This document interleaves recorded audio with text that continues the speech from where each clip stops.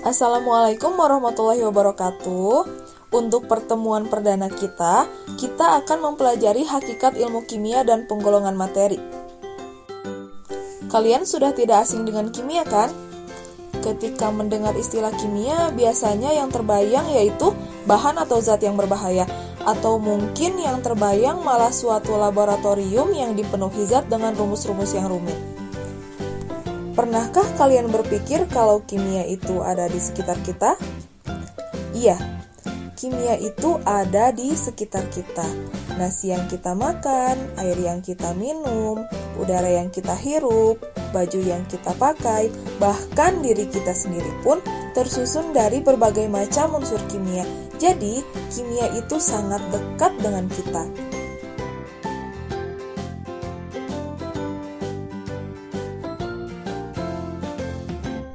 Jadi, apa itu kimia? Nah, secara bahasa, kimia berasal dari bahasa Arab yaitu alkimia yang berarti perubahan materi. Lalu, kalau ilmu kimia itu apa? Nah, ilmu kimia adalah ilmu yang mempelajari tentang materi yang meliputi struktur, susunan, sifat, perubahan materi, serta energi yang menyertainya.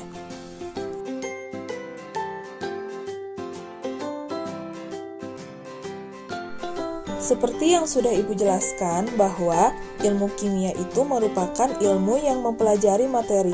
Jadi, apa itu materi?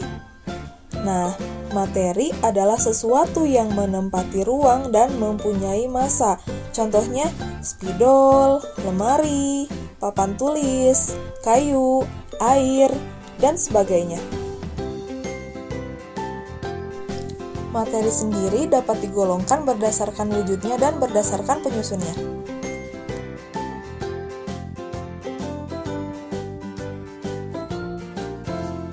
Berdasarkan wujudnya, materi terbagi 3, yaitu padat, cair, dan gas.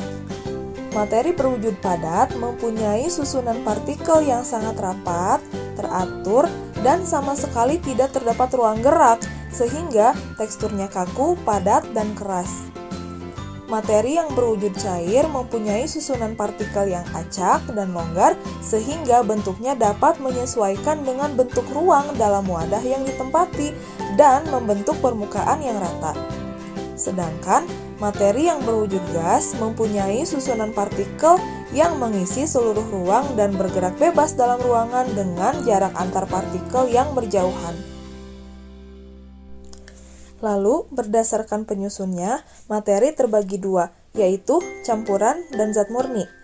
Campuran adalah gabungan 2 atau lebih zat murni yang tidak melalui reaksi kimia, tetapi hanya melalui pencampuran fisika, sehingga sifat-sifat zat murni asal tidak berubah.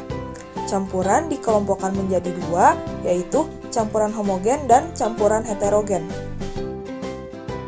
Campuran homogen adalah campuran dengan komposisi zat-zat penyusun yang seragam. Komponen-komponennya bercampur secara acak tanpa terlihat adanya lapisan pembatas antar komponen. Contohnya, larutan garam dan larutan gula. Sedangkan campuran heterogen adalah campuran dengan komposisi zat-zat penyusun yang tidak seragam. Dalam campuran heterogen, terlihat adanya satu atau lebih lapisan antar komponen penyusun campuran yang berbeda, sehingga terbentuk 2 fase lapisan atau lebih. Contohnya adalah campuran air dan tanah. Lalu, penyusun materi selanjutnya adalah zat murni.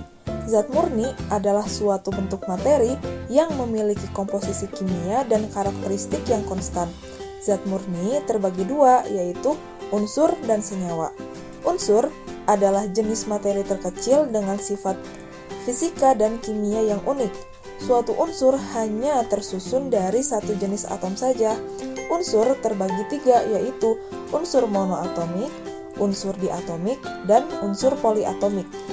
Lalu, senyawa adalah zat murni yang terbentuk dari penggabungan 2 unsur atau lebih melalui reaksi kimia. Contohnya, air dan karbon dioksida. Nah, Itulah penjelasan mengenai hakikat ilmu kimia dan penggolongan materi.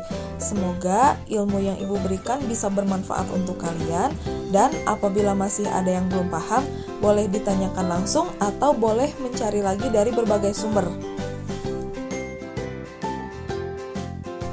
Untuk pembelajaran hari ini dicukupkan sekian, dilanjutkan minggu depan.